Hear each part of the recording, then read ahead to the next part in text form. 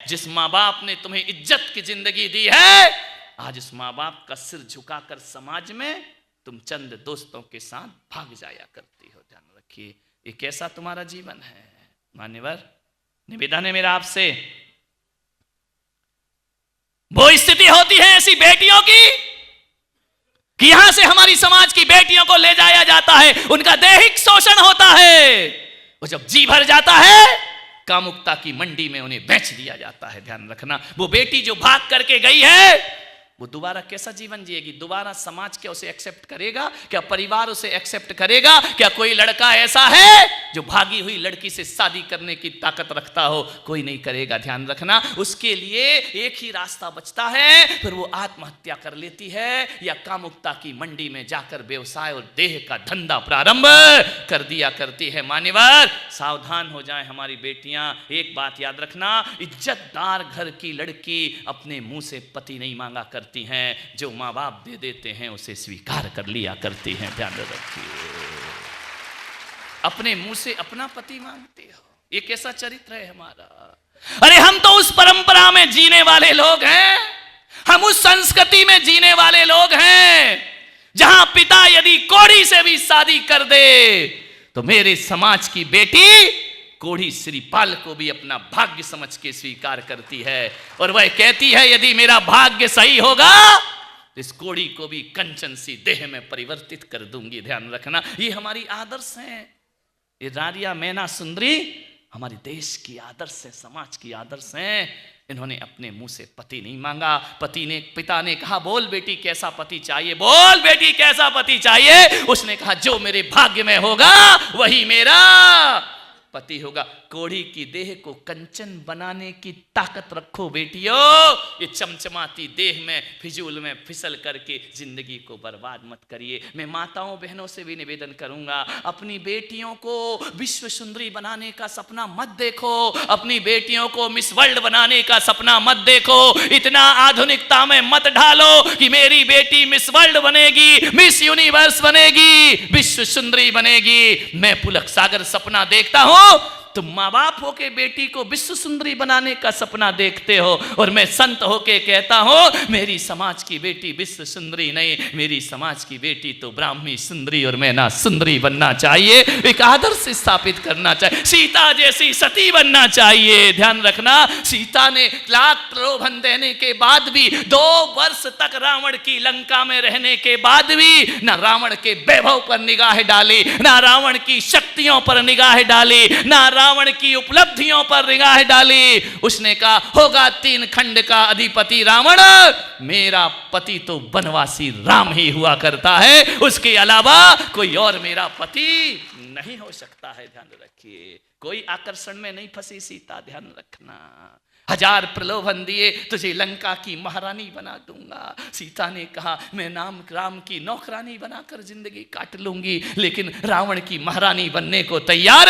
क्या शील का प्रभाव था सीता का। एक तिनके के सहारे जहां चारों तरफ दुश्मन ही दुश्मन रहा करते हैं, एक तिनका यदि चरित्र का सामने कर देती थी तो रावण के पसीने छूट जाया करते थे सीता का स्पर्श करने के लिए। ध्यान रखना, एक तिनका भी हमारा सहारा बन जाया करता है। मान्यवर, ये हमारी समाज हमारे देश के आदर्श हुआ करते हैं। मेरे समाज का एक धर्म ऐसा है, मेरे समाज में ऋषभदेव का दरबार लगता है, और जब दरबार लगता है बेटी पूछती है कि पिताजी आप 3 लोक के नाथ हैं, सारी दुनिया आपको माथा झुकाती है, आपके चरणों का वंदन किया करती है, बताओ पिताजी क्या दुनिया में कोई ऐसा है जिसके आगे आपका सिर झुकेगा। ऋषभदेव ने कहा ये जो अवसर्पणी काल है, इसमें काल दोष के कारण बेटियों मुझे जब तुम्हारा विवाह करना पड़ेगा तो मुझे तुम्हारे पति के सामने मस्तक झुकाना पड़ेगा। मेरे समाज की बेटी कहती है 3 लोक के नाथ मेरे पिता जिसे सारा ब्रह्मांड प्रणाम करता है, हम तुच्छ बेटियों के कारण हमारे पिता का माथा झुके। मेरी समाज की बेटी कहती है हम आजीवन ब्रह्मचर्य धारण करते हैं, हम विवाह नहीं करेंगे लेकिन अपने पिता का माथा झुकने नहीं देंगे। क्या आदर्श रहे उनके, आजीवन उन्होंने विवाह नहीं किया। ध्यान रखना, ब्रह्मचर्य की स्थापना करने वाली कोई देवी इस धरती पर हुई सबसे पहले तो ऋषभपुत्री ब्राह्मी और सौंदर्य हुआ करती हैं। विचार करिए, सोचना है आपको, कहां गए वो आदर्श हमारे। ये ऐश्वर्या राय, ये दुनिया भर के कलाकार फिल्मी, ये तुम्हारे आदर्श बन रहे हैं। ध्यान रखना, महापुरुष आदर्श नहीं बने। मैं पुलक सागर आपसे कहता हूं, ये दर्द है, एक पीड़ा है मेरी। ये फिल्मी हीरो हीरोइन तुम्हारा आदर्श है, ये तुम्हारा कैरेक्टर है, ये तुम्हारा चरित्र है। अरे पागलो, वो फिल्मों के पर्दे पर जो दिखते हैं ना, ये लड़के जो हीरो कपड़े उतार कर खड़े रहते हैं, कुछ नहीं होता, वो नोट कमा रहे हैं और तुम्हारी जिंदगी बर्बाद कर रहे हैं। ध्यान रखना, उन्हें पैसा मिलता है, तुम्हारा चरित्र चला जाता है। ध्यान रखिए, वो तो नोट कमा रहे, वो तो मूर्ख बना रहे हैं सारी दुनिया को। जितना सर्वनाश इस देश का पिक्चरों ने किया है, उतना इस संस्कृति को तहस नहस कोई नहीं कर पाया। अंग्रेज भी नहीं कर पाए, ध्यान रखना, मुगल भी नहीं कर पाए। सबसे ज्यादा हमारी सांस्कृतिक विरासत और चारित्रिक पतन में कोई कारण है तो तुम्हारी फिल्मों में आने वाली पिक्चरें तुम्हारे चरित्र के पतन का कारण है। मेरे भाई ध्यान रखिए, आपके घरों में इंटरनेट है, आपके मोबाइलों में इंटरनेट है, 24 घंटे क्या देखते हैं ये लोग। ध्यान रखिए मान्यवर, ये तुम्हारे जीवन को तहस नहस कर देंगे। ये हमारे आदर्श कैसे हो सकते हैं? हमारी आदर्श सीता है, हमारी आदर्श द्रौपदी है, हमारी आदर्श चंदन वाला है, हमारी आदर्श मैना सुंदरी और सुरसुंदरी हमारे जीवन का आदर्श हुआ करती है। आपसे निवेदन करता हूं, इन बेटियों को इतने आधुनिक मत बनाओ।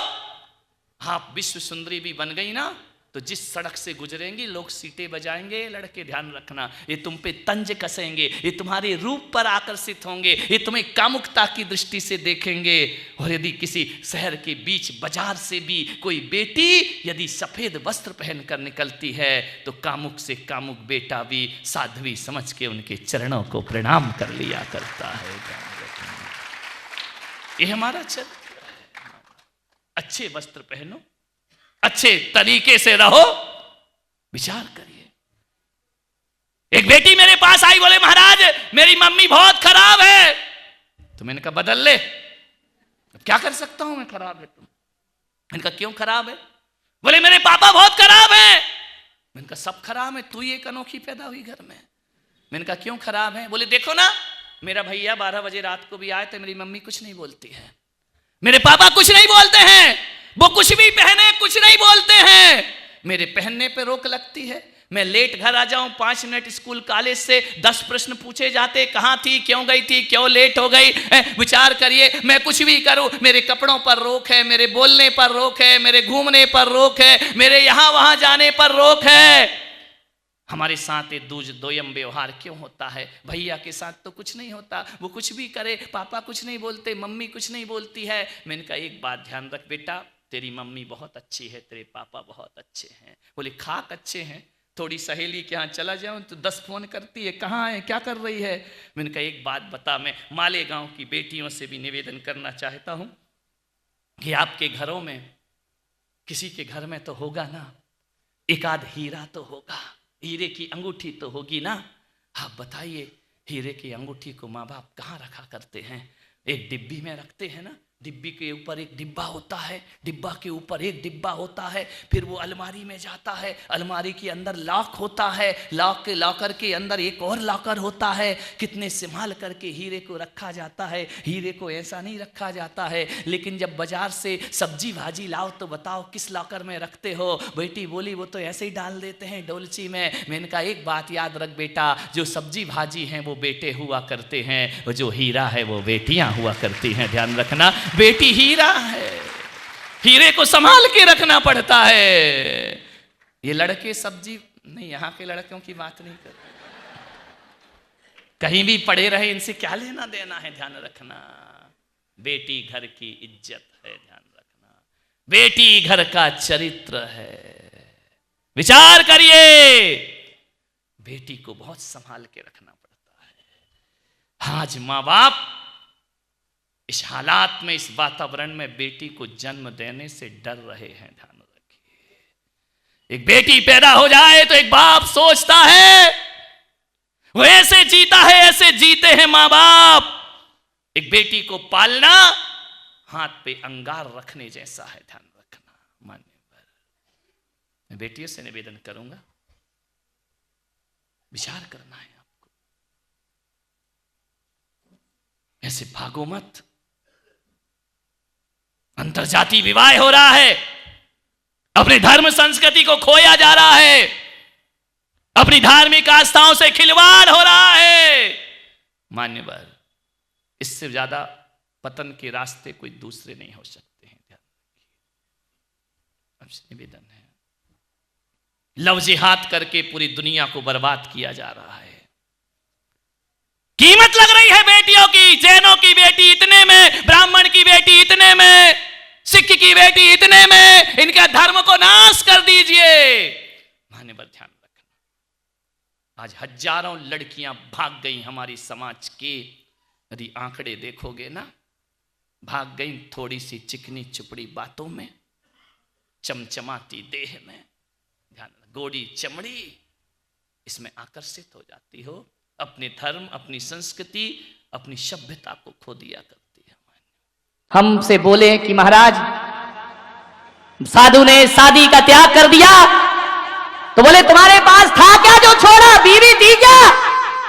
नहीं, ध्यान रखना, त्याग के लिए सामान जरूरी नहीं होता है, बिना हुए भी हम त्याग कर सकते हैं। दान तो सीमित मात्रा में होता है, दानी वही होता है जिसके पास परिग्रह होता है, वो त्यागी वही होता है, परिग्रह हो या ना हो, त्याग तो तीनों लोगों की संपदा का भी कर दिया जाता है। ध्यान, लेकिन हमारी स्थिति उल्टी है, हम दानी को बड़ा मानते हैं, त्यागी को बड़ा नहीं मानते हैं। दानी का बड़ा गुणगान होता है, इसने पैसा दान किया है, त्यागी का नहीं।